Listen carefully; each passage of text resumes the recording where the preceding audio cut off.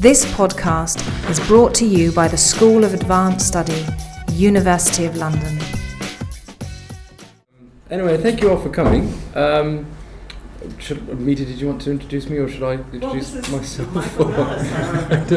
You wanted me to. Speaker and seminar convener. Yes. He's convened himself. I've convened myself. Yes, a bit of attention. So this project is actually quite a personal project in many ways, because it's something that I sort of very much fell into, and it ended up having a lot of mileage to take me through various degrees, which is always a nice sort of curiosity to have. It started when I moved back to England about 8 years ago, and I've been in Canada for 20 years, and I was quite surprised to find, when I got back to England and started working for a museum in Winchester, that the historic environment of England wasn't always treated with the same reverence that I had assumed, living in a place like Canada, where things are 70 years old, they're reverentially historic. And I was surprised to find that England, in Winchester, even 40 years before, there were medieval buildings that were smashed to widen the roads, and this blew my mind. And I thought, what were they thinking? How could they do this? Did nobody care? Did nobody get up and do something about it? So oddly, I looked into this, and I could find nothing about it in local history books. So ultimately, I had to research it myself, and that became my MA thesis at the University of Winchester. And there's lots of material there, so now I've ended up doing a PhD about it. So very, very curious indeed. And I found generally that social value for the historic environment underwent this dramatic evolution in the 20th century that was sort of evidenced by voluntary action as one of the sheer hallmarks of that. And I think perhaps because the story is such a recent one, England, with this depth of history, I don't think has such a high regard for history that's still in living memory. And I think sort of the climactic part of the story is the 50s. So I think compared to people who have, the Saxons or the medievalists or something, might not get quite the same play. I know when I worked for a museum in Winchester for about 6 years, and when my colleagues found out that my project relied on typewritten local authority documents from the 50s and 60s, and they're all deciphering Latin texts written by Saxon scribes or something, there's a bit of a hierarchy, I think, to the historical scene in England, but hopefully I'll be bringing up the rear in some small but pivotal way, of course. So this project is also quite a baffling one, because the local dimensions of this particular story are so under-regarded. As an example, Simon Thurley, who I'm sure needs no introduction at all, the Director of English Heritage, said something at the Angel Awards in 2013 that I found quite frustrating. He said that since World War II, people have become quite lazy about taking responsibility for the historic assets around them. People have expected the state to sort things out. Before 1939, no one expected the state to sort things. And at that time, I was nearly finished my MA project on the local movement in Winchester, and his words are flatly incorrect. It's very clear to me that his notion is starkly at odds with the evidence, but this evidence is so under-researched that it's not very well known. Far from being a time when people expected the state to sort things, the post-war years were an age when local people finally came to realize the value of historic buildings, and they got up and did something about it. And hundreds of preservation groups sprung up across the country, and they were soon coordinated on a national scale by the Civic Trust, founded in 1957.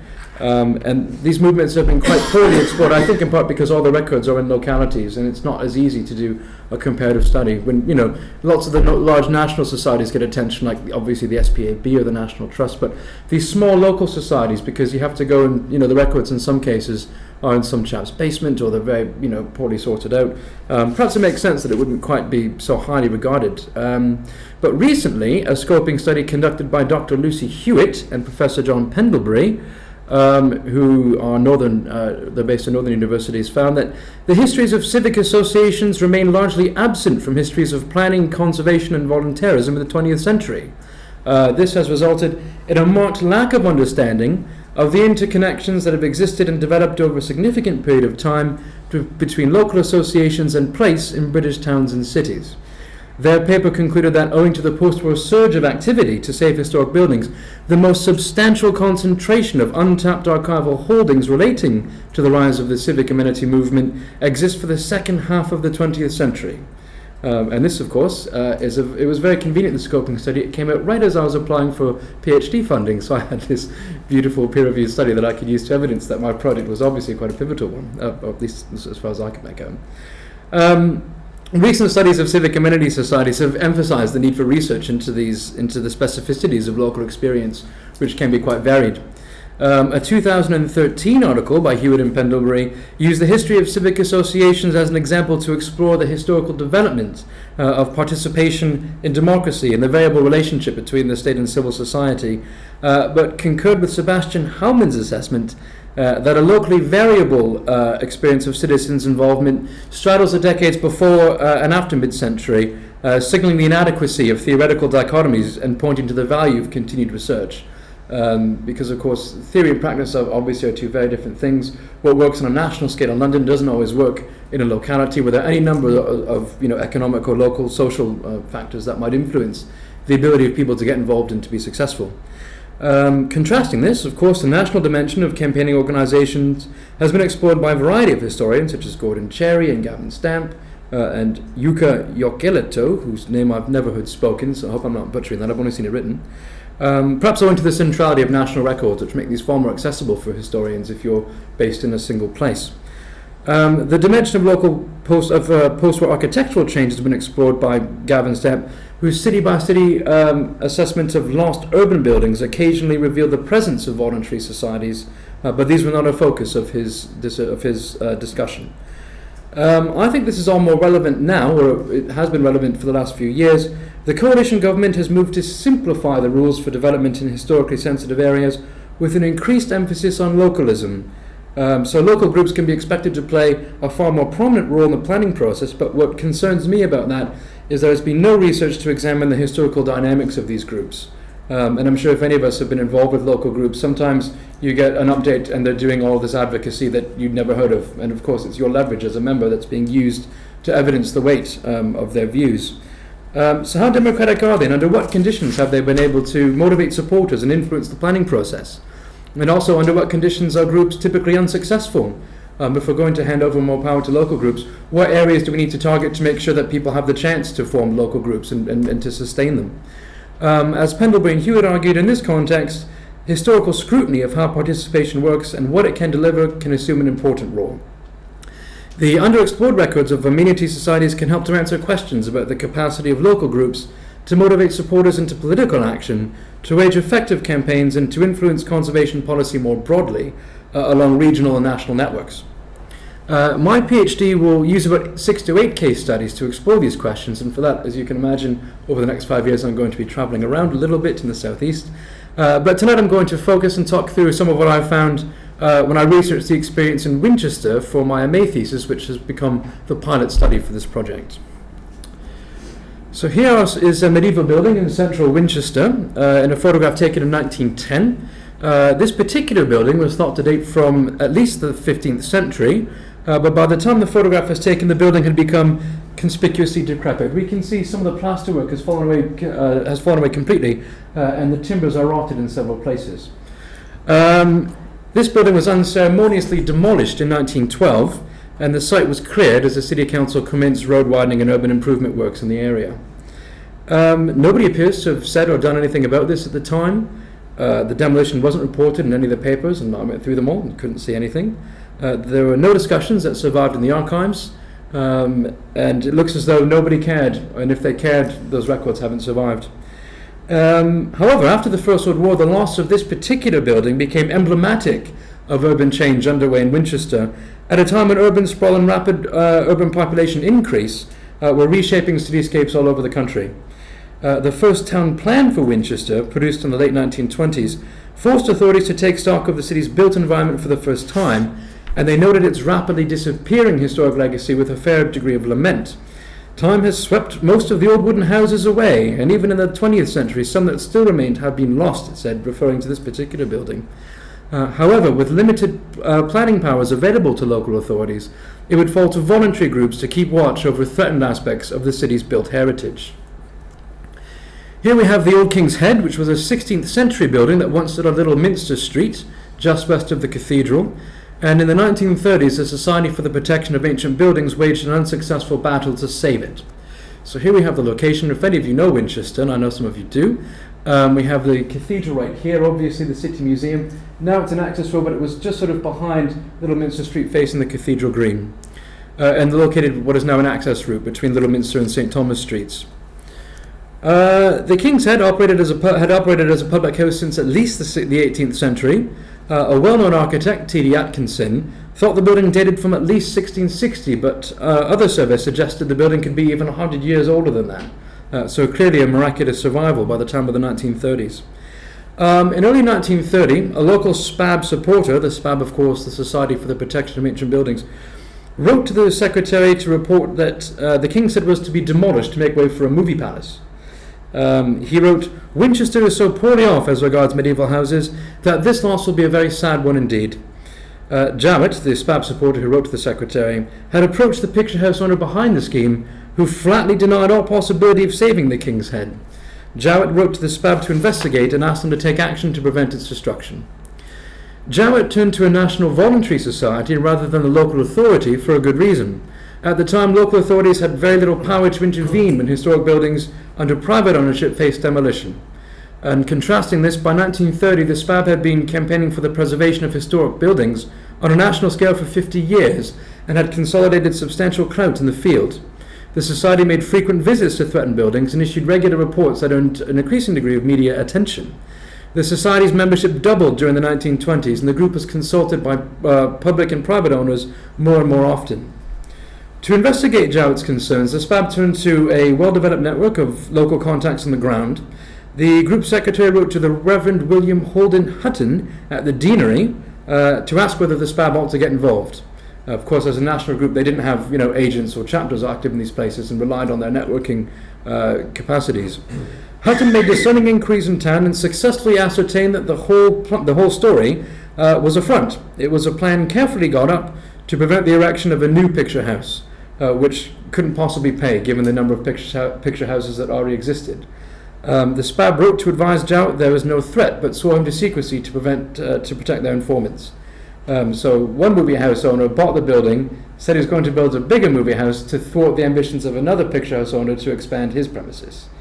And this historic building was caught in the crossfire. It sounds quite clever to me, but I don't suppose you could get away with it so easily these days.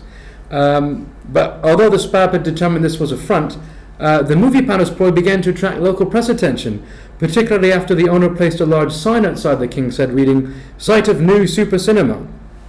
A consortium of local residents were concerned by the prospect of increased congestion and the negative impact a large modern cinema would have on the charm and character peculiar to that old part of the city. They complained to the council and contended they had been kept in dark about the extent of the plans, which makes sense since there were actually no plans in the first place, and asked the local authority to provide assistance. They wrote, "We, the undersigned, wish to place on record a protest that this street, that has a character and charm peculiar to the old part of the city, should be disfigured and spoilt forever by the erection of a super cinema. As to what that adjective means, we are in the dark. As we are payers of certainly the majority of rates in the street, we would much appreciate any assistance which can be given to us as residents by the authorities to prevent what we consider an act of vandalism." Now, of course, how prominent was the King's Head, the historic building, in the minds of these petitioners? Once the threat of the movie palace had evaporated, would these locals band together again to address future threats to this historic building? They would not. And it would be some time before other groups emerged to do this on a permanent basis. Were the undersigned more concerned with the proposal to demolish a historic building or with the traffic and congestion a movie palace would bring? This much is obscure, and I don't want to second-guess the motives of those who can no longer explain themselves. But the campaign is still significant for several reasons. It stands as one of the earliest episodes in which a band of local residents formed an organization, albeit temporary, seeking to turn the attention of the townspeople towards threatened aspects of local cityscape and character. And this concern for the cohesive cityscape as a whole, in which all buildings play an important part, was ahead of its time. So the Ratepayers Consortium successfully managed to spark a debate in the council. The local authority pointed out that no application had actually been made to build a cinema or anything else on the site. Councillor Ludford assured the group that the council would assess any application not only for compliance with bylaws, but also for its impact on the rateable value of every street in the city. Contrasting this, however, was Alderman Furley's admission that if the intention was to build a cinema in accordance with bylaws, they would find it extremely difficult to intervene. Tellingly, there was no debate on the impact of the scheme on the historic King's Head, which would have been demolished, and the issues at stake were limited to the rateable value of properties in the face of the increased congestion that an improvident development would bring. In any case, by 1931, the cinema story died down, but new threats lay on the horizon. In the summer of 1936, so 5 years later, the SPAB was again advised that the King's Head faced demolition, this time at the hands of a local garage, who had purchased the property and proposed to demolish the King's Head to make way for a motorcycle repair shop and car park. So it gets worse and worse. Wasting no time, the SPAB wrote directly to the new owner, Robert James Martin, inquiring politely about his plans and offering their considerable expertise in technical aspects of historic buildings repair. This approach gave the proprietor the benefit of the doubt and sought to leverage the Society's considerable expertise to ensure the retention of this historic building. The Society took pains to emphasize they did not wish to meddle in the interests of private property, which had long been a controversial implication of legislated protections for historic buildings. Instead, they offered to provide practical support to help him fix up the building to suit his purposes. And while awaiting a response from Mr. Martin, the Society liaised with local supporters such as T.D. Atkinson to improve the strategic approach of their overtures. Interestingly, no further overtures were made to the City Council, even to their supporters on the Council. Clearly, Alderman Furley's help with the first instance was sought because of his well-known sympathy with the movement rather than any capacity he was perceived to have to influence events from his perch on the Council. The results, however, were not encouraging and are preserved in the SPAB archives. So here we have a response to the SPAB's letter saying, "We are in receipt of your letter of the 29th instance, and while we have every sympathy for your movement, we regret it is our intention to demolish the building." And it goes on to say, "Perhaps you may know of someone who is interested in old bricks, tiles, or oak beams. There is an abundance of all of it." So, reacting at once, the SPAB mobilized their supporters on the ground. Sawyer held crisis talks with Atkinson, with the Mayor of Winchester, with Dean Kitchen at the Cathedral, and even with aged Colonel Salmon, who lived opposite the King's Head, all of whom were anxious to see the building preserved but can make no suggestions as to how this can be done. In a last-ditch effort, William Palmer, Secretary of the SPAB, met with Martin himself, but the short letter Palmer dispatched afterwards suggests a lack of alternative uses remained a conspicuous problem. Weeks later, the King's Head was demolished, but ultimately, Martin's plans to build a motorcycle repair shop came to naught, and nothing was done with the site once the King's Head was cleared. 2 years later, Martin sold the empty plot to the City Council, who were eager to resolve congestion on the High Street by providing extra parking for up to 40 cars, and to provide an access route between the streets where the King's Head had stood. And the site of the King's Head today remains this access route known as King's Head Yard. So, in the face of a determined private property owner, and at a time before statutory legislative protection, all were powerless to save this historic building. Their efforts were compounded by a toxic cocktail of adverse factors. Most prominent were the deeply unsympathetic personal views of the property owner, who was widely held to be a difficult character anyway. Title deeds indicate he bought the property on the 4th of May 1936, a mere 7 weeks before Phil Smith wrote to the SPAB to sound the alarm. This left the Society with very little time to intervene, and chances were slim that the unsympathetic Mr. Martin could be convinced to abandon the very scheme for which he had purchased the property, and regulations in place allowed him to do as he wished with the property. Press coverage at this time betrayed more alarm, as a number of historic buildings were implicated in urban improvement schemes, and some feared an epidemic of destruction was at hand. In particular, soon after the King's Head was demolished by its private owner, public authorities looked to remove the George Hotel to widen the busy central junction of Southgate and Drury Streets to resolve endemic traffic congestion. The George Hotel was a well-known local establishment, and the council's plans to demolish it to widen the roads were well ventilated in the press and became well known in town. For a number of reasons, these plans stalled quite painfully in the late 1930s and then were interrupted by the war.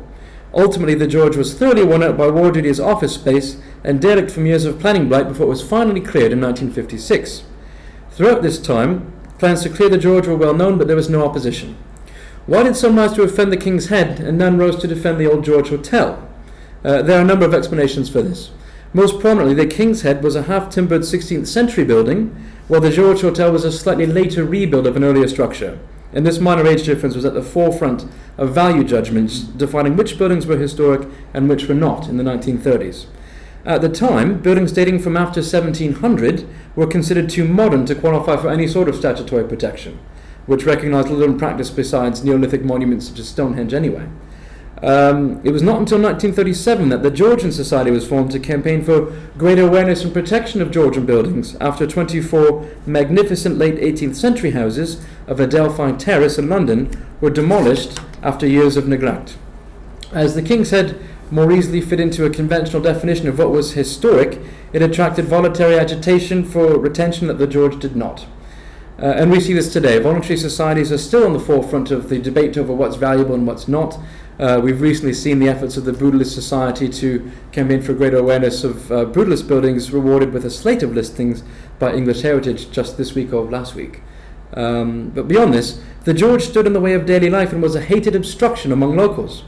As one local complained to the Hampshire Chronicle in 1936, it is a bit of a nightmare at present for elderly people to get across that end of Drury Street.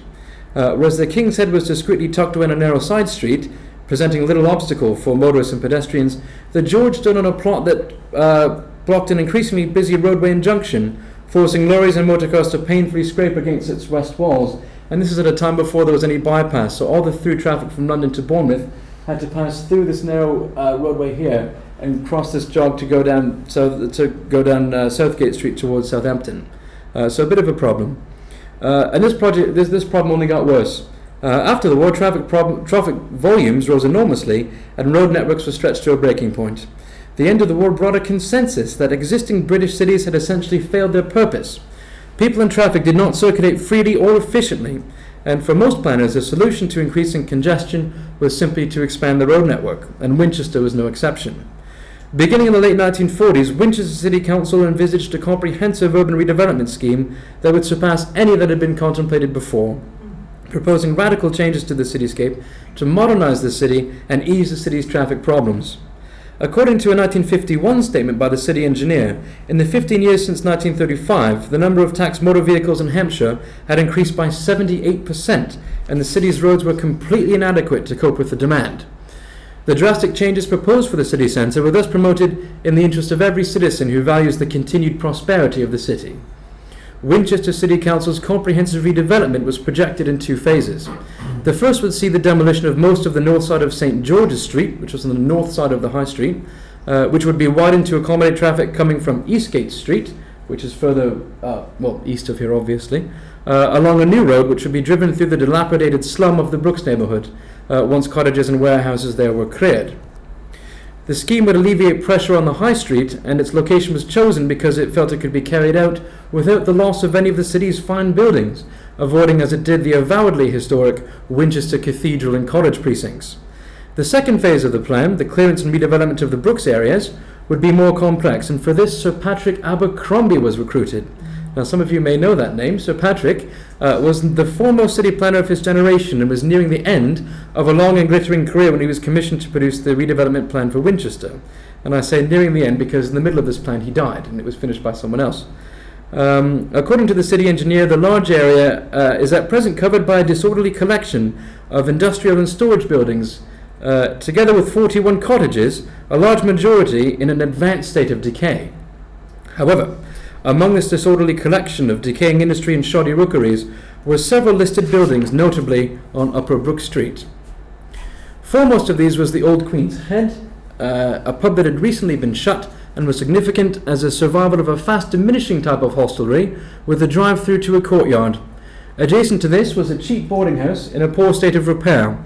This was none other than the former Waldron House, occupied in the 18th century by the prosperous Waldron family who produced mayors of Winchester on no less than 12 occasions. Now, by the 1950s, the building had obviously endured years of decline, but nonetheless it was thought to be of quite exceptional interest, partly from its plan with a symmetrical front door having its original bracketed hood, its great staircase and an angle well, and partly from the fine profusion of panelling of a rare period which it contains. A civil servant from the Ancient Monuments Board, which was itself formed in the 1930s, later recalled that he was particularly struck by the complete panelling in all the rooms. It had been excellent work of its kind. He suspected the pine panelling remained in fine condition beneath several layers of paint. A third building next to this, which is the white one, Also contained early panelling, old oak floors, and a very fine carved fireplace. All were listed as architecturally or historically significant buildings under the Town and Country Planning Act 1947. All were to be demolished as part of the Abercrombie Plan. Redevelopment work started in 1956 when the George Hotel was finally demolished and the north side of St. George's Street, just behind the George, was cleared for road widening. Once the scheme was underway, reaction was dichotomous. A resident complained in a letter to the Telegraph in 1957, "The removal of the George has without a doubt made considerable difference to traffic flow, since one can now hope to cross this intersection in a little under a quarter of an hour." Another wrote, "We welcome the disappearance of the old George Hotel and the bottleneck. The street was hopelessly blocked throughout the summer." Others were not quite so complimentary. A former resident, Dorothy Varley, wrote, "Winchester was my home from 1897 to 1937, and I am distressed by the vulgarity of some of its modern aspects. I wish traffic problems could be resolved with good taste. I am fortunately able to see the city as I knew it, and to recall much of its old spirit." Alan Talbot lived in Winchester from 1931 to 1949 and wrote, "Recently I paid a thankfully brief visit. City and environment vulgarized beyond all conception. Its centre was, to put it bluntly, a mess, the inevitable result of a servile sop to motorists. Everyone knew about the Drury Street twist, which should have been accepted by the traveller in his stride. Sybil Cookson wrote, "It is distressing beyond words to see this lovely old city destroyed. But what can we do about it? Nobody seems to know." Local resident Dr. Sybil Tremelin also viewed the developments with alarm, and in February 1957 she convened a group of concerned residents at her house in St. Giles Hill, which is quite a lofty part of town, rather nice. Anxious to avert the destruction of the listed buildings on Upper Brook Street, they resolved to form a group to campaign for greater preservation of the local historic environment. The Winchester Preservation Trust was born. It was felt that what the trust needed to get on its feet was one good scheme, preferably one in which the City Council and the trust can cooperate. Efforts to formalise a partnership commenced almost at once. With a host of city councillors, clergymen, college faculty and other representative citizens gathered for the trust's first meeting, Barbara Carpenter Turner, who's quite a visionary local figure who served as mayor, I think, twice, Barbara announced that the group had already begun to negotiate with the city authority for a lease of certain houses in Upper Brook Street, and they hoped to make their preservation one of their first objectives. This approach would ensure rental income from the authority from dilapidated properties that would soon be brought back into life at no cost to local ratepayers, simultaneously saving the buildings from destruction. From its early stages, however, the project suffered from troublesome financial ambiguities, and estimates for the cost of repair of the properties varied enormously. The group struggled to win credibility for their financial plans. The City Council was reluctant to grant them a lease for this reason. In May 1957, the Trust made their first formal application to the Council for a lease, but no definite proposals were made by the Council in response to this. Further overtures followed throughout the summer, but the Council were consistently evasive. As negotiation dragged on, the Upper Brook Street properties were left to deteriorate and the Trust's anxiety worsened. While the Queen's Head had been well maintained by its commercial landlords, Waldron House at number 4 was in poor condition and had been damaged by years of heavy usage by common lodging house tenants. The neighbouring property at number 6, which is the white one just to the left, was thought to be in fair condition up until the time the properties were acquired by the council, when of course the tenants were evicted and all maintenance efforts ceased. The Trust wrote to the town clerk in October 1957, "We are concerned with the present state of the buildings. The back door of number 4 is open and there is nothing to prevent unauthorised persons from gaining access. In view of the fact that these buildings are still at present scheduled as of historic or architectural importance, would it not be possible to give them some protection?" The Council's response does not survive in the archives, but it appears little or nothing was done. 9 months later, in January 1958, an inspection by a Ministry of Works architect revealed a leak in the gutter of the roof of number 6 had soaked the centre of the house and brought down the ceilings and decoration, exposing the heavy oak framing of an earlier house in 2 of the internal partitions. Could the houses be even older than the 17th century date to which they were ascribed? It soon became apparent there would be little time to investigate. In December 1957, Winchester City Council gave statutory notice of their intention to demolish the properties. The perceived urgency of the project had been underscored by new guidance issued by the Ministry of Town and Country Planning, which recommended a desirable standard of 20 car spaces for every 100 feet of main shopping frontage. Based on this, Winchester required an additional 1,200 parking spaces and lagged woefully behind the standards. The demolition of the Upper Brook Street houses would yield space to park an additional 30 to 40 cars. Relations between the City Council and the Trust predictably soured. An update to members dispatched in January 1958 declared, "Your committee has decided to oppose the demolition of these buildings on grounds that they could be brought back into repair at economic cost, given having regard to their future economic value." In the flurry of public disagreement that followed the Council's announcement, of particular concern were a series of vehement letters written to the national press by several Trust members, including Dr. Tremelin, who founded the group, asserting the City Council and harshly criticising the redevelopment scheme. This sparked a degree of sensationalised national press coverage that further complicated the already tense working relationship between the Trust and the authority. The letters attacked the grim and determined wave of demolition and decried the vulgarity of a new development that replaced old-world dignity with shabbiness and shoddiness. Ordinary members wrote to the committee to express their dismay at the tone of discussion, some threatening to design, with one warning, "Societies who whip up ill-feeling instead of promoting goodwill and cooperation are doomed to fail." The letter sparked intense fury among Trust members who also happened to be public figures and created a difficult climate for them to cooperate with the Council. Lord Simmons was deeply embarrassed and resigned as the group's first president. He said, "I find myself committed to action of a somewhat controversial nature. This is not a position I find compatible with the office of High Steward of the City." The committee's efforts to convince him to stay were unsuccessful. Later in the year, City Councillor Dorothy Richards also resigned, saying her membership made it impossible for her to take part in any discussions, either in Council or on the committee, about the Abercrombie plan, as the Brooks area was part of her ward.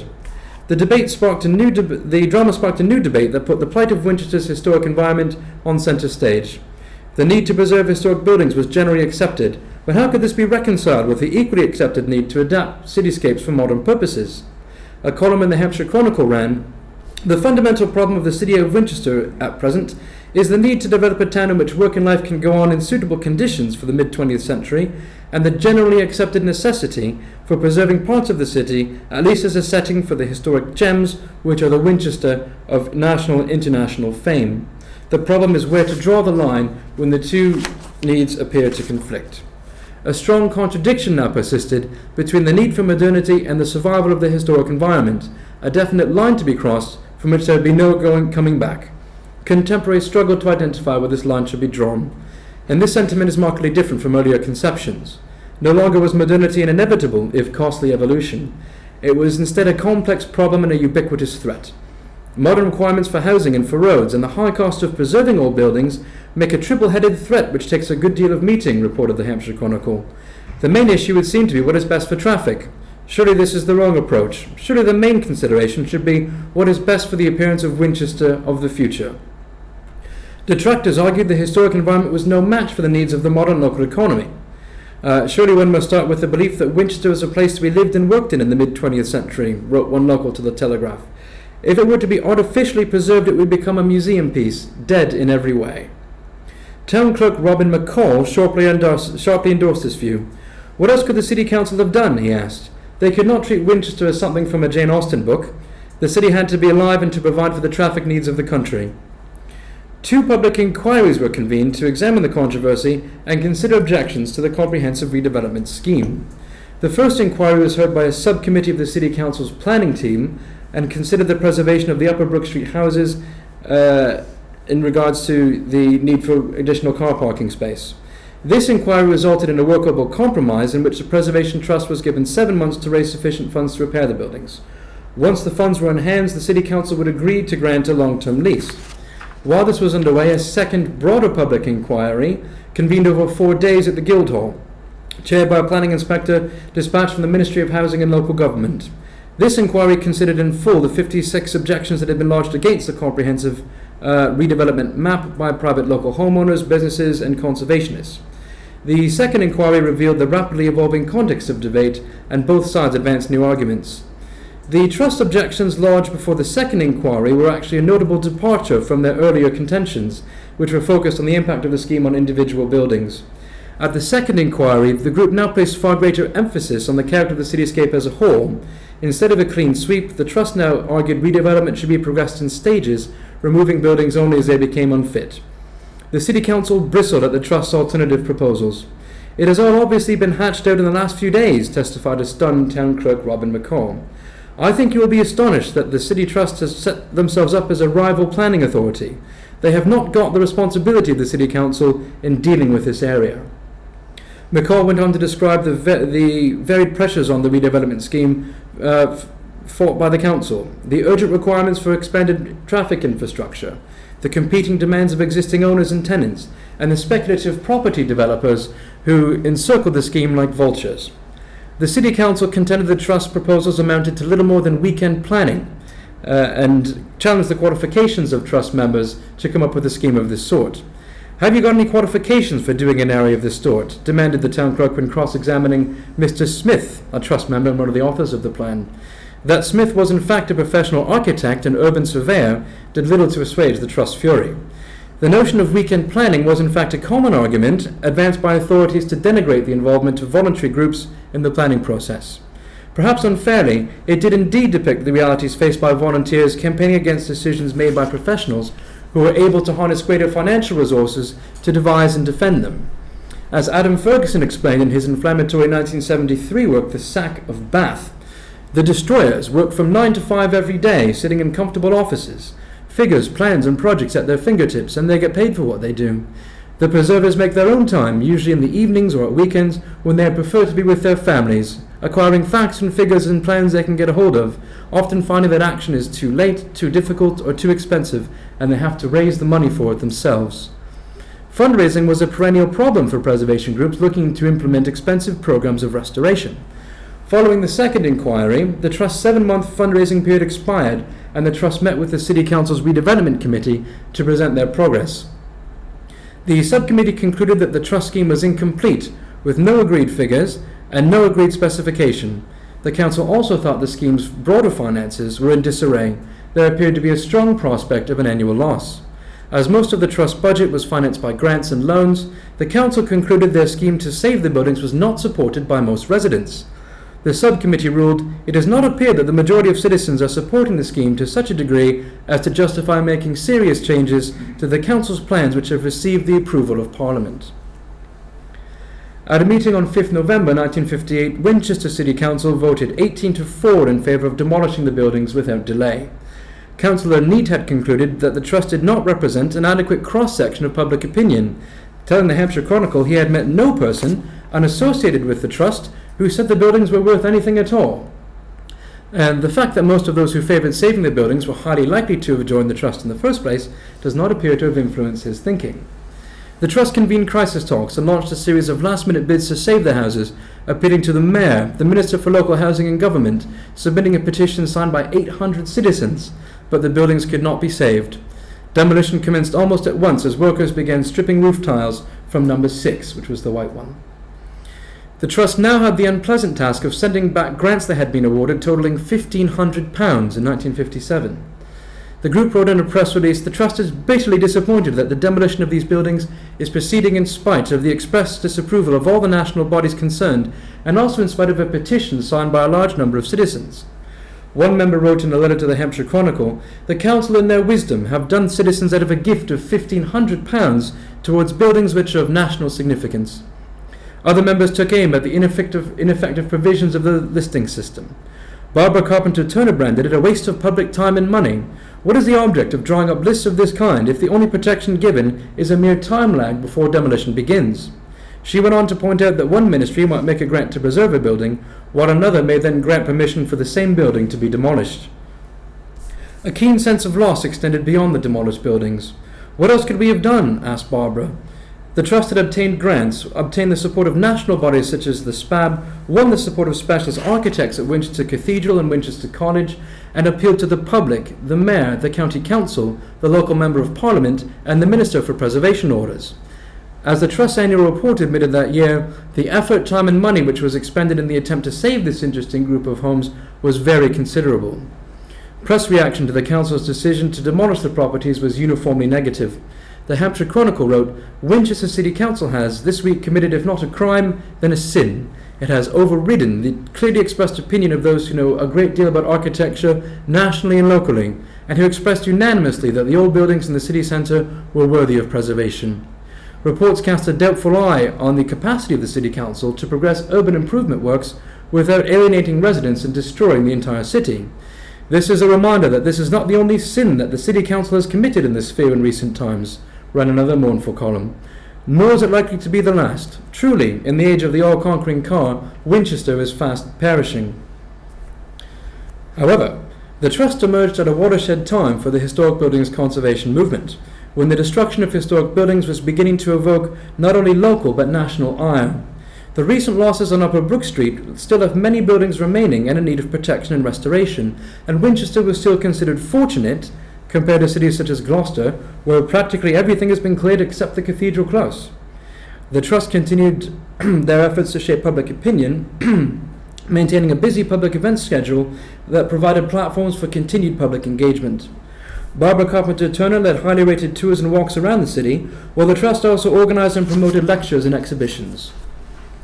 The Winchester Trust was one of many local preservation groups that sprung up across the country and began to look to one another for support and advice. After the Winchester Trust earned a degree of national attention in the letters printed to the Telegraph, they began to receive messages of support from other groups far and wide. The Winchester Trust was asked for help by fledgling groups in Salisbury and Christchurch and provided these groups with detailed advice on the setup of committee structure, fundraising, publicity, marketing and various other issues. The Salisbury Trust explained, "We are most anxious to benefit from the experience of other people, and I understand that your society has been most successful in its work." That the Winchester Trust had lost the battle to save the buildings on Upper Brook Street was irrelevant. The Trust had called attention to the problem and provoked a debate that mobilized and motivated others to join the clamor for conservation, and this was of greater importance. Long-established community groups with broad remits now also look to the question of historic buildings preservation. Sussex Rural Community Council, established in 1931 to provide practical support to rural residents, wrote to the Trust in 1959 and asked for advice on how they might set up their own preservation trust to care for buildings not looked after by any national body. The increased prominence of local amenity societies was soon recognised on a national scale and fostered by a new national organisation. Sussex Rural Community Council had been directed to the Winchester Preservation Trust by a new national body known as the Civic Trust. As the Winchester Preservation Trust was getting started in the summer of 1957, the group's secretary attended a meeting convened by Duncan Sandys, then Secretary of State for Defence and a keen conservationist. The new Civic Trust was intended to focus attention on the need to keep and improve the best of our older towns. An essential element of this was the enhancement of shared clout among local groups, and the Civic Trust worked to unite local amenity societies across the country, providing support, advice, networking opportunities, and grant aid. Publications and leaflets explain what prospective groups needed to do to get organised and take action. Networking between groups was encouraged through the formation of regional societies and at regional events such as conferences. As Sandys himself explained, local authorities would take as much or as little interest as their constituents in the fate of their surroundings. It is up to you to do something about it. Over the coming years, the Civic Trust also fought to bring local amenity groups closer into public policy making. This set the stage for tougher legislation protecting historic sites enacted in the late 1960s. As the 1960s drew to a close, local amenity groups such as the Winchester Preservation Trust found their hands were considerably bolstered by new legislation. In 1967, the Civic Amenities Act recognized the importance of historic areas, creating conservation areas, within which demolition could be strictly controlled, even if the building in question was not listed. Similarly, the new Town and Country Planning Act of 1968 recognized deficiencies in its toothless 1947 counterpart. The 1968 Act offered a great advance on its predecessor and considerably strengthened provisions with a new emphasis on group value and the importance of Victorian design. Mirroring trends on a national scale, social value for the historic environment had undergone a spectacular evolution. However, the battle was certainly not over in places such as Winchester. Throughout the 1960s, the City Council continued to promote large-scale redevelopment plans to further reshape the city centre and implement more road improvement schemes to cope with greater traffic volumes. Despite the weight of legislation, Trust members still chafed in frustration as heavily contested plans for a three-quarter city centre ring road were given the apparent go-ahead in 1967. There was still much work to be done to save Winchester. And that's where I shall end. Thank you.